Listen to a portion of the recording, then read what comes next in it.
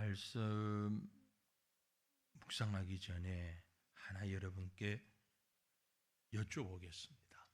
개인의 생각이 다 다를 수 있습니다. 그리고 지금 뭐라고 정답이라고 말하기는 어렵습니다. 여러분, 우리 사회가 가지고 있는 사형이라는 제도에 대해서 어떻게 생각하십니까? 사형 은도를 받았거나 받은 사람 혹시 여기 계십니까? 없죠. 그러나 아직 우리나라는 사형이라는 판결을 재판정에서 법정에서 합니다. 할 수 있습니다. 법적으로. 실제 사형이 집행된 건 상당히 오래되었다 그래요.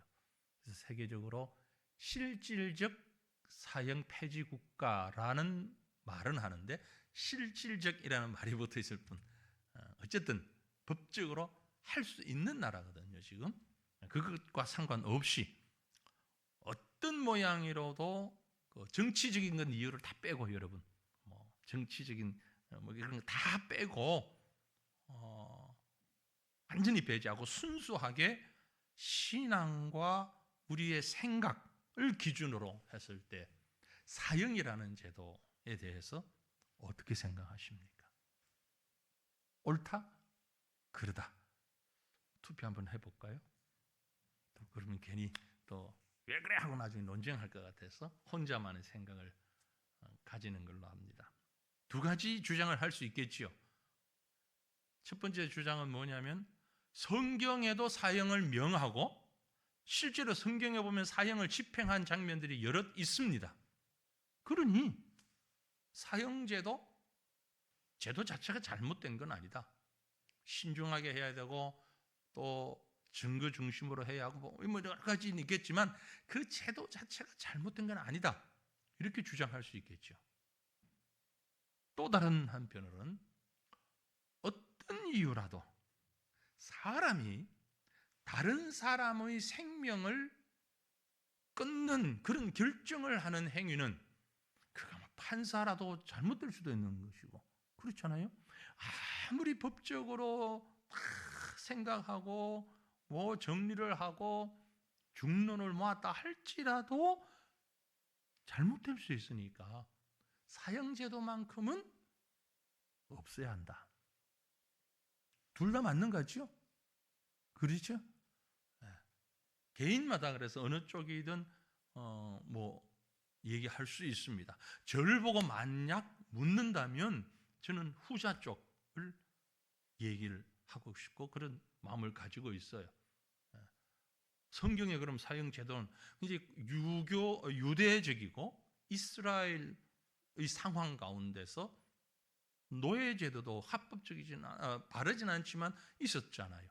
그런 것처럼 지나간 시절의 것들을 현재 그대로 전복시키는 것은 조금 무리 있는 적용이라고 본다면 어쨌든 생명의 주인은 여호와 하나님이시니까 하지만 제 생각이 틀렸을 수도 있습니다. 제가 이 말씀을 드리는 이유는 각자의 판단이 다 다를 수 있지만 제가 이 말씀 드리는 이유는 오늘 말씀과 연관성이 있기 때문에 그런 거예요. 분명한 것, 우리가 한 가지 짚고 넘어가야 할 것은 우리 모두가 동의할 거라고 생각합니다. 이 세상의 주인은 누굽니까? 하나님이십니다. 하나님은 전능하신 방법으로 세상을 창조하셨고 지금도 그 전능하신 방법으로 역사를 진행하고 계십니다. 믿습니까? 그런데 믿음이 별로 힘이 없는 것 같습니다. 힘 있는 믿음을 가져야 됩니다. 그렇죠? 세상은 하나님의 소유고 세상의 주인은 하나님이시고 모든 역사는 역사라고 그러니까 여러분 아주 거창하게만 생각하지 마시고 조선을 거쳐서 대한제국 이것도 역사지만 내가 태어나서 예전에 저 충청도 살다가 지금 경기도 사는 이것도 역사입니다. 나의 역사. 내가 이 사람을 만나서 결혼을 했고 자녀를 낳았는데 정말 소중한 우리 자녀를 낳았고 이것도 우리의 역사잖아요. 그렇죠? 그러니 국가의 역사뿐만이 아니라 개인의 역사 모든 역사를 진행하시는 분은 여호와 하나님이시다. 믿습니까? 믿습니까? 힘 있게 믿으셔야 돼요. 이건 대충 뭐 그러겠지, 그럴 수도 있지, 이런 믿음이 아니고 반드시 우리의 모든 역사는 주인이 하나님이시고 하나님이 인도하신다. 근데 그렇게 믿지만 바라보는 우리 입장에선 이해 안 될 때가 많아요. 솔직히 이해가 안 될 때가 좀 있지 않아요? 성경에도 그런 인물이 있잖아요. 예를 들면 욥이 엄청난 고난 당하죠. 모세, 하나님이 세우시는 사람인데 도망자가 되고 살인죄도 저지르고 간음죄도 저지르고.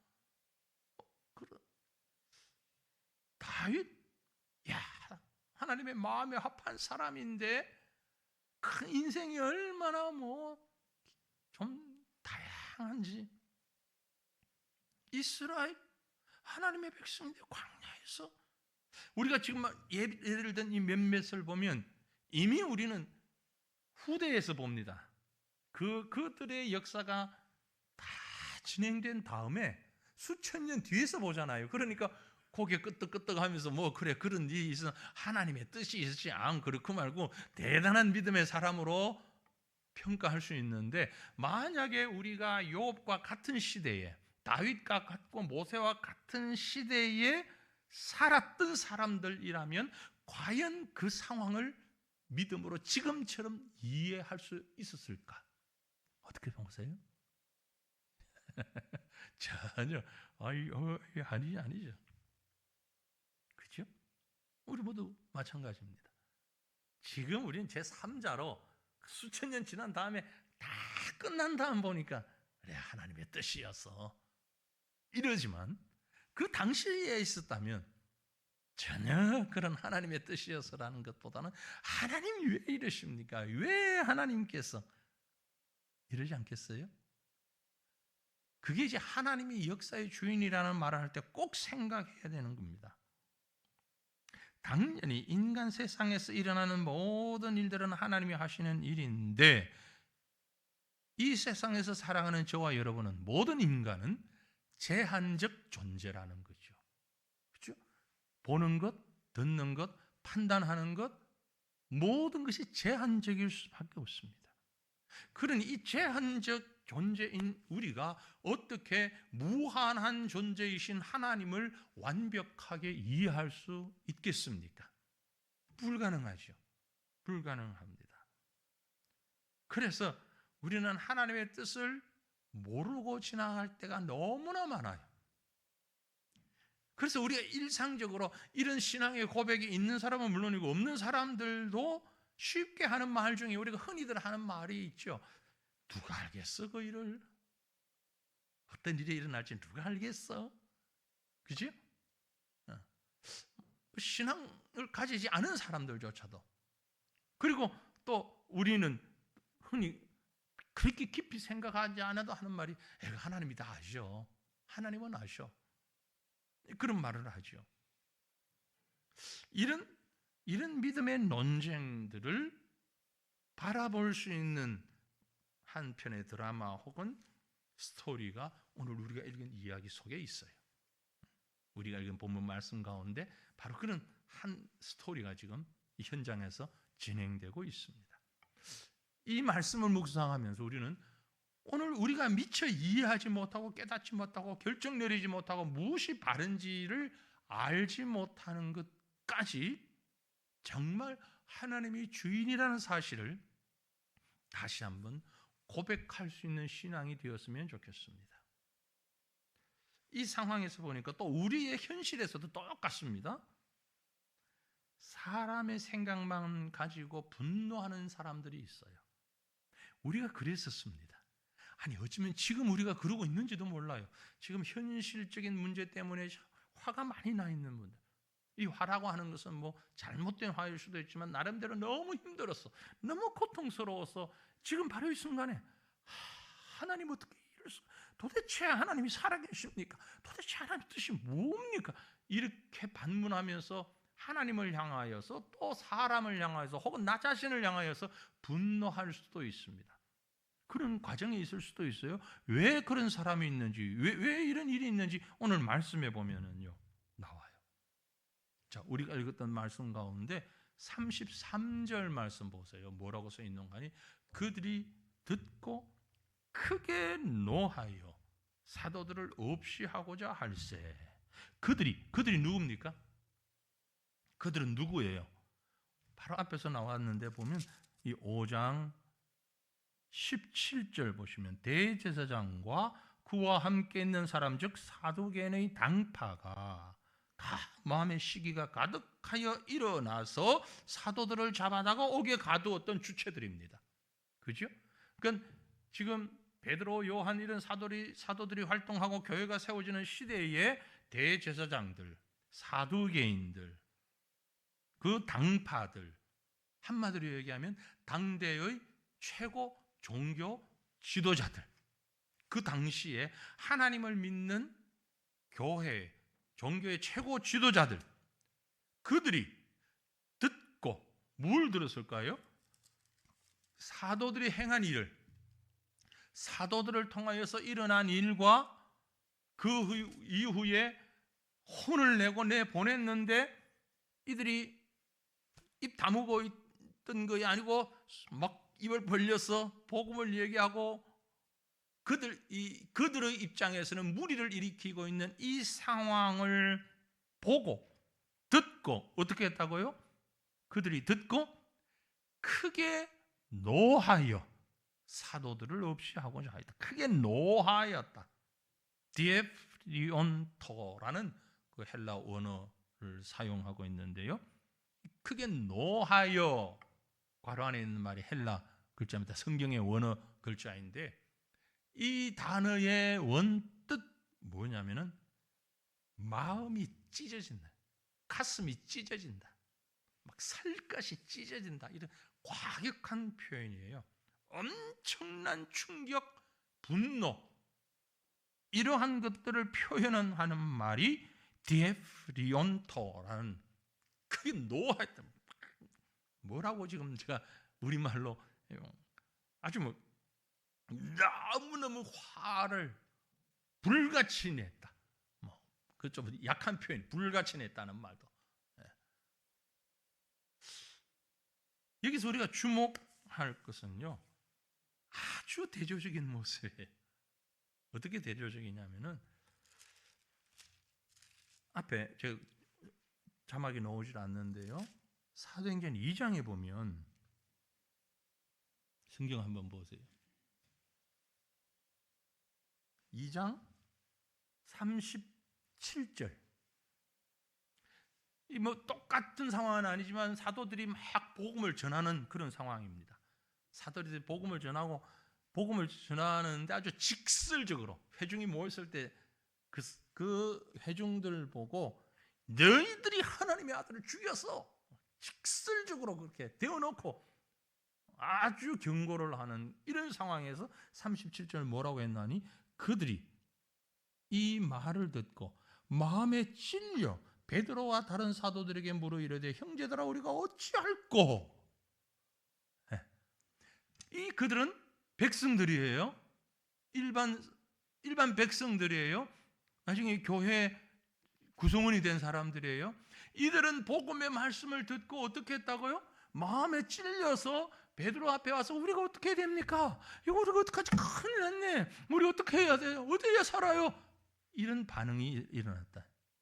자, 그런데 우리 오늘 본 5장에 가면 좀 전에 우리가 보았잖아요. 33절. 그들이 듣고, 그들이 누구라고요? 지도자들. 교회 지도자들은 똑같은 복음의 상황을 듣고 분노하고 불같이 화를 냈다. 어떻게 생각하세요? 동일한 복음의 말씀을 듣고 백성들은 회개하고 교회 부흥이라는 결과를 가져왔는데 지도자들은 분노하고 그 일로 인해 교회 박해가 시작됐다. 복음을 듣고 한쪽은 회개하는 역사가 나타났고 한쪽은 박해가 시작되는 빌미가 되었다. 왜요? 오해했기 때문에. 오해잖아요. 누가요? 바로 지도자들이 오해했어요.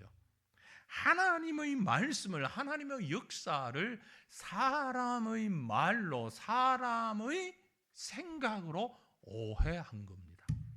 아주 중요한 포인트가 여기 있습니다. 사랑하는 성도들이요, 하나님의 말씀을 자기 중심으로 받아들이지 마세요. 하나님의 말씀을 인간적 기준을 가지고 받지 마세요. 하나님의 말씀은 하나님의 말씀으로 받으셔야 합니다. 내 상황, 내 형편 가지고, 우리의 현실 가지고 하나님의 말씀을 그대로 받으려고 하지 마세요. 그건 하나님의 말씀을 오해하게 됩니다. 오해하게 되면 정말 은혜로운 말씀, 생명의 말씀, 귀한 그 말씀 때문에 우리 영혼이 파괴돼 버리고, 교회를 세우는 자가 아니라 교회를 허무는 자, 핍박하는 자가 되어버린단 말이에요. 우리가 하나님의 말씀을 어떻게 받는가 하는 건 매우 중요합니다. 이단들 보세요. 그들 똑같이 하나님을 얘기합니다. 하나님 말씀 지금 얘기해요. 그러면서 얼마나 교회를 힘들게 하는지. 지금 과천 시내에 또 이 전쟁이 한번 일촉즉발이라고 합니까? 일촉즉발 그런 상황이 있어요. 신천지가 지금 저 거대한 공룡 같은 이단이 말이죠. 건물을 사고 뭔가를 하면서 우리 시민연대에서 함께 모여서 입장을 표명하니까 바로 신천지에서 반응이 나왔어요. 시장은 회개해라, 사과해라, 시당국은 사과해라. 왜 종교 편향적인 그런 일을 하고 있냐 하고, 이게 지금 막 서로 싸움이 붙기 직전. 시민연대 쪽에서는 조만간 우리 지역 신문에 입장문이 조금 나갑니다. 입장문이 나가는데 저녁에 봉지가 빨리 막 입장문 문구 조금 바꿔 요 문구 그대로 나가면 또 시비 걸어. 삿바 싸우면서 지면 안 돼. 우리가 괜히 삿바 지어주면 안 되잖아요. 씨름할 때 똑같은 말이라도 살짝 바꿔가지고 큰 봉지에 내려오기 전에 막 이 문구 조금 바꿔서 올려. 삿바 주지 마. 그런 얘기를 했어요. 왜 이런 이단들이 지금 기승을 부리냐면요, 오해예요. 처음 출발은 하나님의 말씀에 대해서 오해예요. 무슨 오해? 자기중심적인 오해. 늘 자기중심으로 들으면 엉뚱한 생각하는 거예요. 똑같은 말도. 제가 예전에 한번 말씀드렸는데, 형제가 둘이 있는 집에 아버지하고 모시고 살다가 갑자기 아버지가 쓰러져서 의식불명이 됐어요. 아무리 흔들어도 아버지가 도저히 깨어나올 것 같지가 않으니까 형제가 당황해가지고 아버지 막 형이 야 빨리 119 연락해. 119 연락해가지고 빨리 앰뷸런스 불러. 그리고 아버지 막 죽으로 거의 하는데 동생이 쫓아나간 사이에 아무리 해도 안 일어나. 시간이 짧은 시간도 형한테는 얼마나 마음이 지금 급하니까 길게 느껴집니까? 아니 이놈 동생은 앰뷸런스 불렀는지 어쨌는지 소식이 없어. 아버지 부르다가 이놈은 죽었나 살았나 왜 여태 소식이 없어. 바로 그때 아버지가 살짝 깨어난 거야. 아버지가 뭘 들었어? 이놈이 죽었나 살았나 이런 게. 아니 세상에 아들이 어떻게 자기하고 그 소리 듣고 아버지 그만 가버렸어. 진짜로. 그걸 오해라고 하는 거예요. 아버지가 들은 건 분명히 맞는 말이에요. 분명한 얘기를 들었잖아요. 이놈이 죽었나 살았나. 아니 아들이 지금 아버지가 쓰러졌는데 말이야. 이놈 저놈 죽었니 살았니. 오해는 그래서 생기는 거예요. 응? 하나님이 일하시는 걸 정확한 믿음의 눈으로 보셔야 되는 겁니다. 사람과 사람 사이에도 오해가 문제인 것처럼 하나님과 사람 사이에도 오해를 하지 말아야 합니다. 하나님의 이 일을 믿음의 눈으로 볼 때는 우리가 이해가 돼요. 그런데 이기적인 사람의 눈으로 볼 때는 오해할 수밖에 없습니다. 가인도 하나님을 오해했어요. 창세기 4장 6절에 보면 여호와께서 가인에게 이르시되 네가 분하여 함이 어찌 됨이냐. 가인이 하나님을 향해서 화를 냈다고 그러죠. 분노했어요. 왜요? 왜 하나님 내 재산은 안 받습니까? 아벨의 재산은 받고 가인의 마음에 크게 오해를 했던 거죠. 그래서 하나님과 가인, 하나님과 사람 사이가 문제가 생겼잖아요. 하나님 잘못 없어요. 가인이 오해했을 뿐이에요. 아브라함의 가정도 마찬가지입니다. 창세기 16장 4절을 보면 아브라함이 하갈과 동침하였더니 하갈이 임신하며 그가 자기의 임신함을 알고 그 여조인을 멸시했다. 하갈이 지금 오해를 한 거죠. 자기가 안주인 된 줄로 알고, 응? 애기 낳았다고 자기가 안주인 된 걸로 알고 사라를, 여주인을 멸시했어요. 오해 때문이에요. 주어진 상황에 대한 오해예요. 하나님의 말씀에 대한 오해예요. 하나님 앞에 마땅히 해야 할 일에 대한 오해예요. 믿음의 사람들은 하나님을 믿음의 눈으로 보아야 합니다. 하나님의 말씀을 믿음의 귀로 들어야 합니다. 믿음의 가슴으로 하나님을 대해야 합니다. 사랑하는 성도들이요, 오늘 우리에게 주어진 모든 상황을, 또 하나님의 말씀을 들을 때에 예배를 통해서 설교를 듣거나 성경을 보거나, 설교 아니 성경 볼 때도 오해 많이 해요. 어떤 상황에서든지 하나님의 말씀, 하나님과의 관계 속에서 나의 형편과 나의 생각 때문에 하나님을 오해하지 마시길 바랍니다. 그래야 역사의 주인이신 하나님을 바로 알 수 있어요. 오늘 본문 사건 길게 얘기할 거고, 본문 사건 들여다가 보면 그런 상황 가운데서 오해하지 않았던 캄캄한 어둠에 나타난 한 줄기의 빛과 같은 상황을 우리가 볼 수 있습니다. 표현을 제가 그렇게 했어요. 캄캄한 어둠에 나타난 한 줄기의 빛이다. 여러분 한번 상상해 봅시다. 사도들을 다시 불렀어요. 사두개인들과 대제사장들과 그 관원들과 기세등등한 당시 종교 지도자는 곧 정치 지도자입니다.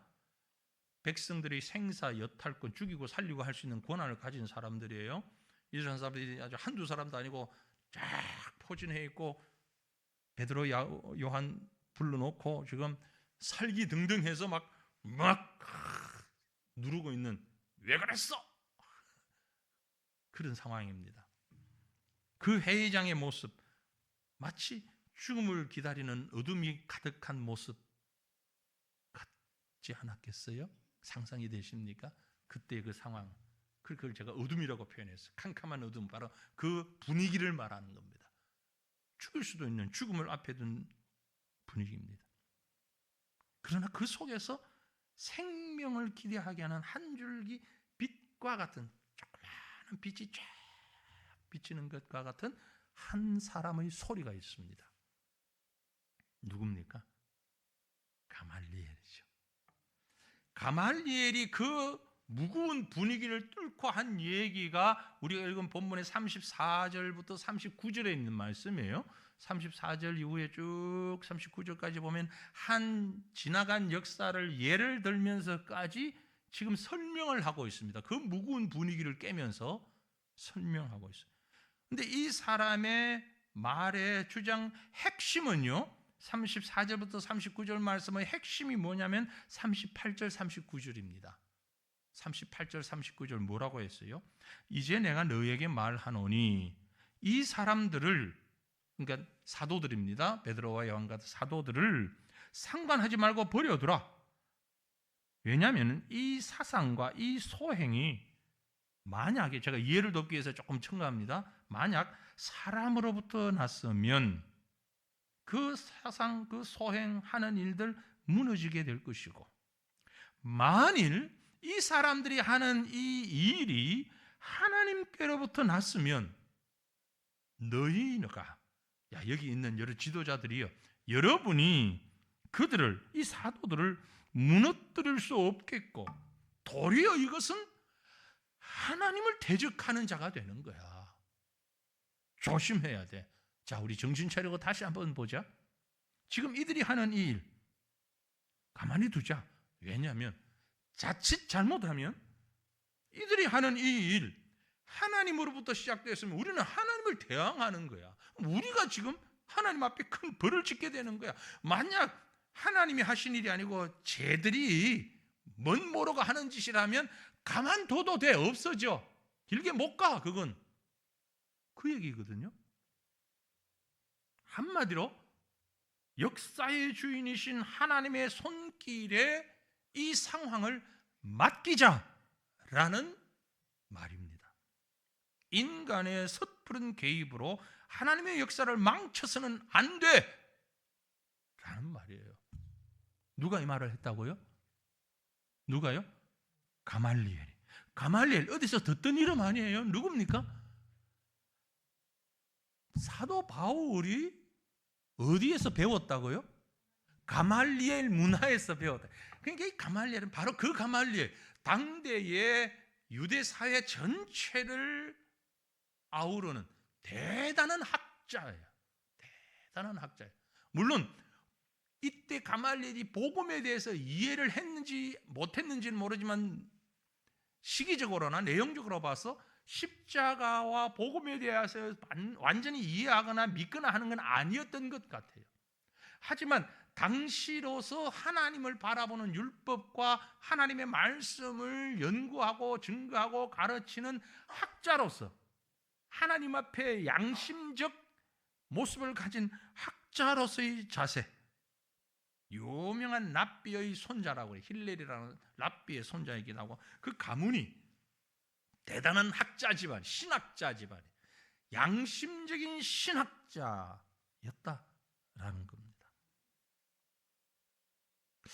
이 가말리엘의 의견, 가말리엘의 이 말, 정말 깜깜한 어둠과 같은 분위기에 한 줄기 빛을 비춰주는 그런 이야기입니다. 어떻게 가말리엘이 이런 얘기를 할 수 있었을까? 야, 역시 대단한 학자야. 학자 이전에 주어진 상황을 객관적인 입장에서 전체를 보려는 노력과 시도가 있는 사람이 앞에서 말씀드린 오해와 위험을 벗어날 수 있는 지혜를 가지게 되는 것입니다. 말씀드린 대로 우리는 제한적이고 죄악된 사람들이에요. 그래서 모든 걸 그저 내 눈으로 보고 내 생각으로, 고정관념으로 자기 생각, 자기 기준 가지고 판단합니다. 그래서 내 생각이 무조건 옳아. 길을 가야 되는데 사거리가 딱 나타나서 이거 어떻게 하지? 지팡이를 던져가지고 지팡이 끝이 가리키는 방향으로 가야지. 그런데 이 지팡이가 던졌더니 앞을 향하고 있어. 아니, 하나님 그건 말고 하나님의 뜻을 가르쳐 주세요. 다시 던졌더니 오른쪽을 딱 가르쳐. 하나님 아니라니까 하나님의 뜻을 가르쳐 줘요. 다시 지팡이를 던졌더니 왼쪽 맞았어. 이번엔 하나님이. 그래, 이게 하나님의 뜻이잖아. 하나님의 뜻대로 가는 거예요. 그리고 왼쪽으로 가는 거예요.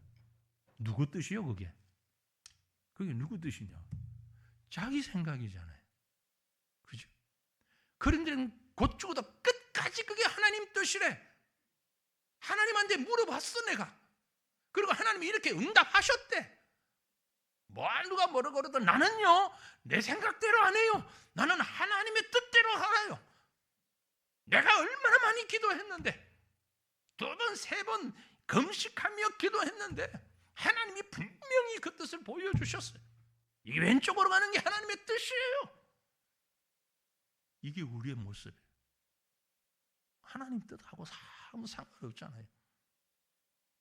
자기 고집이고 자기 주장이에요. 고집쟁이에요. 여러분, 그러므로 우리의 기준은 정말 내가 되지 맙시다. 내가 되지 말자고요. 하나님이 되자고요. 우리가 기도해야 되는 하나님의 뜻대로 하시옵소서. 하나님의 뜻을 가르쳐 주시옵소서. 하나님의 뜻을.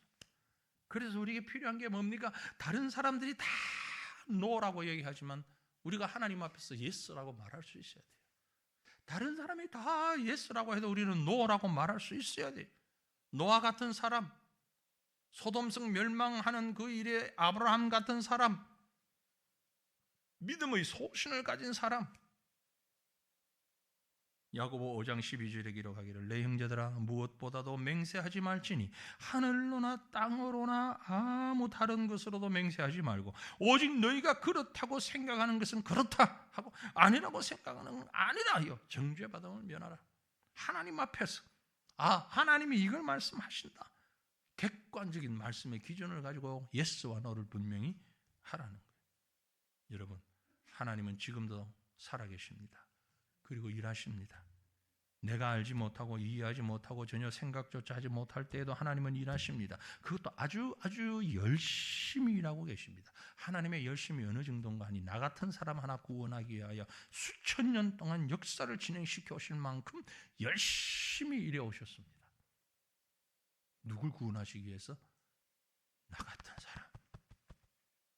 이 목사만이 아니고 여러분 자신도 자기 두드리면서 얘기해야 돼. 하나님이 나 같은 사람 구원하시려고 수천 년 동안 노아 시대부터, 그 이전부터 에덴 동산에서부터 나 하나 구원하시고자 수천 년 역사를 진행시켜 오면서 졸지도 주무시지도 아니하시고 나를 구원하신 하나님, 이 하나님이 열심히 지금도 우리를 인도하고 계십니다. 그러므로 오늘 말씀을 우리가 보면서 하나님의 반대편에 선 사람들이 되지 않기를 원합니다. 하나님의 반대편에 선 사람들, 어떤 사람들입니까? 정리해보면 진리를 알면서도 그 진리를 무시했던 사람입니다. 진리를 알면서도 무시해요. 이게 끝까지 하나님 반대편에 서 있는 사람들이에요. 좀 전에 우리가 가말리엘 얘기했잖아요. 가말리엘이 그 묵은 분위기에서 얘기했잖아요. 어느 정도 영향은 있었지만 이 가말리엘의 말을 듣고 악한 사람들은 어떻게 행동했는가 하니까 40절 말씀 보시면 본문 40절에 그들이 옳게 여겨, 자, 그곳에 쓴 사람들이 가말리엘의 말을 듣고 다 끄덕였어. 맞아, 그렇네. 그런데 옳게 여겼는데 사도들을 불러들여 채찍질을 하며, 채찍질을 왜 합니까? 지금 가말리엘 말이 옳은데 그렇잖아요. 응? 가말리엘이 한 말이 맞잖아요. 그런데 왜 이들은 사도들을 불러들여서 채찍질을 왜 했냐고요? 이게 악한 자의 모습입니다. 이게 하나님 반대편에 서 있는 사람의 모습이에요. 이들은 진리를 알았어요. 깨달았어요. 가말리엘의 말이 맞다는 걸 알았어요. 그럼에도 불구하고 악독은 계속되는 겁니다. 그 악행이 계속되는 거예요. 채찍질할 이유가 전혀 없잖아요. 그런데 자신들의 힘을 과시하는 겁니다. 내가 틀리지 않았다는 것을 얘기하는 겁니다. 자존심 상하는 거예요. 내가 틀렸다고 말하는 게. 그래서 할 수 있는 대로 최대한 괴롭히는 거예요. 이게 아는 것과 행하는 게 일치하지 않는 겁니다. 그죠? 하나님을 대하는 사람들은요, 아는 것하고 행하는 것하고 틀려요. 달라요. 은행 불일치란 말이에요. 이건 술 취했을 때도 똑같은 현상이 나타납니다. 안 취해봐서 모르죠. 술을 저도 뭐 그 정도까지는 안 취해봤지만 술 취한 사람들 보면 말과 행동과 사람이 완전히 그래서 저 사람이 술을 안 먹었을 때는 사람인데 술을 취하고 나면은 사람에서 뭐가 돼? 멍멍이가 돼. 아랍군에 그런 전에 내려오는 얘기가 있대요. 그 사람들이 술을 거의 안 먹잖아요, 그죠? 공식적으로는.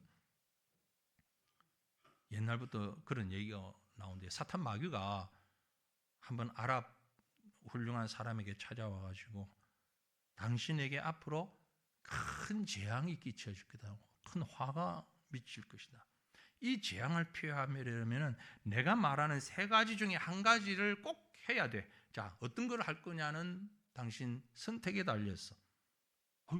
그래요? 뭘 해야 되는데 그 세 가지가 뭡니까?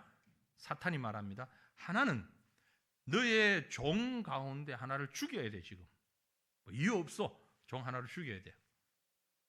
그리고 두 번째는요, 너의 사랑스러운 아내를 인격이고 뭐고 생각하지 말고 엄청 때려야 돼. 패야 돼.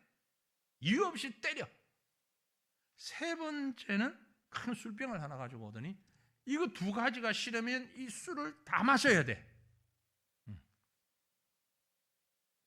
술 아닙니다. 물입니다. 세 가지를 한 거예요. 노예를 무조건 죽여. 아내를 이유 없이 때려. 술을 한 말 다 마셔야 돼. 이 사람이 생각해 보니까 이유 없이 노예를 죽일 수도 없는 거고 부인을 때릴 수도 없는 거니까 뭐예요? 그럼 술 마시는 그건 내가 할게요. 알았어. 그럼 이걸 해야는 큰 재앙이 오지 않을 거야. 그리고 이 술을 먹입니다. 이 사람이 술을 딱 먹고 나니까 어떻게 됐어요? 완전히 제정신이 아니잖아. 비틀거리면서 막 인사불성이 돼가지고 이유도 없이 생트집을 잡아가지고 부인을 막 때리는 거야. 네가 나한테 이럴 수 있어. 하인이 그 모습을 옆에서 보고, 아니 주인님 왜 그러세요? 왜 갑자기 이러세요? 하고 막 뜯어말리니 이 녀석이 네가 지금 나를 잡아. 그리고 칼을 가지고 하인을 확 찔러 죽이는. 어떻게 됐어요? 세 가지 다 해버린 거잖아. 결국은 술을 취하니까 앞에서 패싱했던 두 가지를 다 해버렸어. 술이 그만큼 악하다라는 걸 교훈하는 이야기지요. 하나님의 반대편에 서 있는 자는 세상에 취한 자들입니다. 세상에 취한 자들은 이성을 잃어버립니다. 가장 기본적이고 너무나도 기초적인 판단력도 잃어버립니다. 그래서 무질서하게 만드는 거예요. 혼란하게 만드는 거예요. 하나님의 반대편에서 세상에 취한 자들의 모습이 이와 같다라는 사실을 여러분 잊어서는 안 됩니다. 왜 저 사람들이 저럴까? 왜 세상이 이렇게 왜 이럴까? 바로 하나님의 반대에 있기 때문에, 세상에 취해 있기 때문에 그런 것입니다. 그러므로 여러분, 우리가 세상에 취하지 말아야 합니다. 말씀에 취해야 되는 거예요. 성령에 취해야 되는 거예요. 세상에 취하면 죄악에 취해야 하기 때문에 하나님 앞에 엄청난 죄악을 범하고 마는 것입니다. 하나님의 반대편에 선 핍박자들, 그들의 실체를 우리가 보면서, 그러나 하나님의 편에 서 있는 사도들은 그러한 상황에서도 불구하고 믿음의 절개를 지켰습니다. 고난을 기쁨으로 여기는 믿음이 있었고, 하나님의 손길을 합당하게 여기는 믿음이 있었고, 하나님의 역사 진행이 하나님의 손에 의하여 되어진다는 사실을 믿었고, 그래서 내게 주어진 현실을 바라보기보다는 하나님이 일하시는 그 모습을 바라보며 겸손히 그리고 당당하게 믿음으로 주어진 사명을 감당하며 나아갔던 것입니다. 동일하신 하나님이 오늘 우리가 사는 이 시대를, 여러분 개개인의 역사를 지금도 만들어가고 계십니다. 여러분이 지금 어떤 상황에 있습니까? 혹 그 상황 때문에 하나님 향하여 분노하지는 않았습니까? 하나님을 향하여 대항하지는 않았습니까? 하나님의 반대편에 서 있지는 않습니까? 다른 사람들의 말에 솔깃하여서 하나님보다는 세상의 편에 서서 하나님을 대항하고 있지는 않습니까? 다시 한번 우리의 모습을 하나님 앞에서 돌아보면서 말씀 위에서, 하나님의 그 은혜 위에서 하나님의 뜻을 바라보면서 세상에 취한 자가 아니라 성령에 충만하여서 하나님이 내 인생의 주인이심을 고백하며, 그럼에도 불구하고 오늘 내게 주어진 상황이 이러이러하지만, 풀무불과 같은 위험이 있지만, 도무지 해결할 방법이 없는 사방이 꽉 막혀 있는 것과 같지만, 그럼에도 불구하고 하나님이 내 인생의 주인이십니다, 내 역사의 주인이십니다를 외치며 그 하나님의 뜻을 바라보고 나아가는 사랑하는 우리 성도들이 바로 오늘 이 순간이 되어서 주님 앞에 기도하며 나아가는 놀라운 능력의 시간 될 수 있기를 우리 주님의 이름으로 축원합니다. 우리 함께 기도하기를 원합니다. 이 말씀들을 생각하시면서, 또 우리에게 주어진 모든 상황과 형편을 생각하시면서, 하나님, 모든